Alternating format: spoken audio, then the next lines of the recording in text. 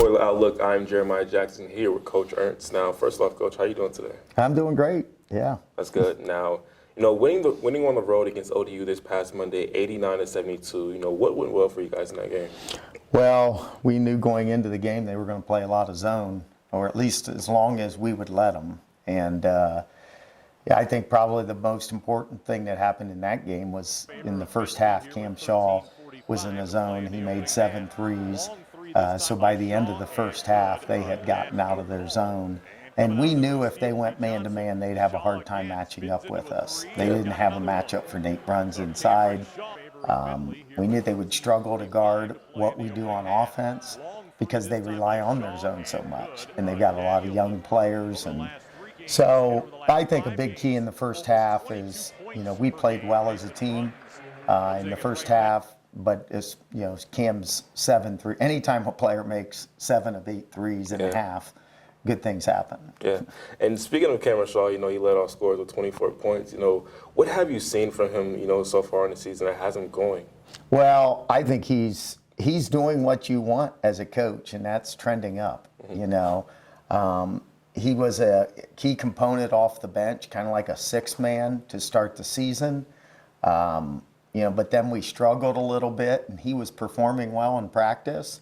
So we moved him into the starting lineup, and then, had a little blip there. But really, he's done really well. And it's not just his shooting. He brings an element of shooting, but he also, has great spirit about him. Tough kid, hard worker, loves the game. I mean, so I'm really happy for him, and let's face it, that's important for our team because when you have one player that shoots the ball like him, it opens things up, frees things up for a guy like Nate, who sees double teams almost every game. So that puts, makes one less guy that's going to come and help down on the post. Oh yeah, now looking at your next opponent this Thursday, where you guys want to go on the road, take on the Dragons. They sit at 13-7 overall, 7-5 in conference. How big of a game is this for you guys? Well, we're in a situation right now where every game's important, and we play them twice. It's kind of an odd schedule this year. Here we have 8 games left, and 2 of them are against Tiffin, 2 of them are against Hillsdale.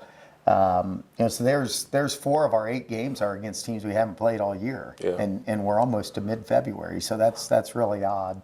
But it is what it is. Tiffin's got a very mature team.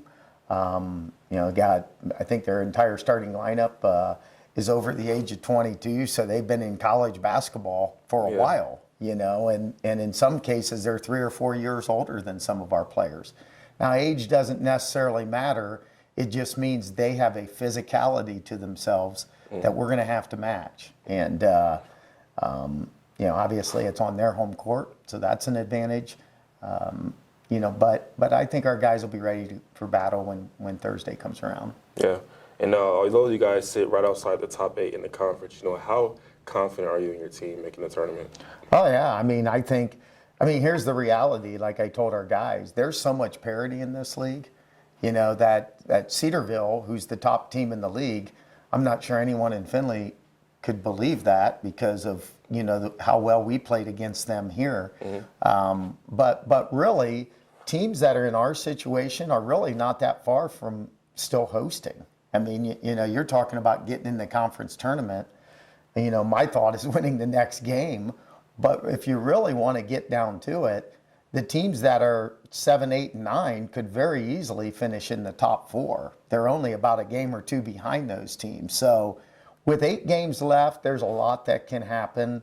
I'm just trying to get our guys to focus on the present. It's kind of hard to do. It's hard to do in life. A lot of the stressors that we create in our own lives are not for what's happening like in the next 10 minutes. It's what's happening in the future, tomorrow or the next week. And, we have to find a way to kind of get our mindset in. Let's just focus on today, the present.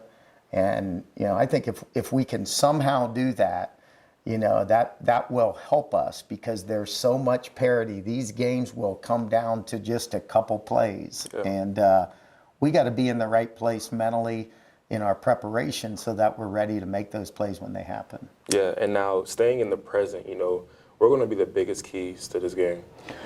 Yeah, I think, as I mentioned earlier, matching their physicality. I think not getting, it's always a raucous atmosphere when we go there. Always. It's a huge game for both teams. It's, I feel like the Tiffin fans usually are, they're pretty lathered up when we go over there. So we can't allow the fans to dictate our decision making, because what happens is they get on a little run, their crowd gets into the game, and then you have guys try to take quick shots, and then it just snowballs on you. So we got to have great poise in this game, number two. And then I think finally, because of their size and physicality, we got to be able to rebound the ball. Yeah. Well, thank you, Coach. We appreciate your time. Thank you guys for watching OILER Outlook.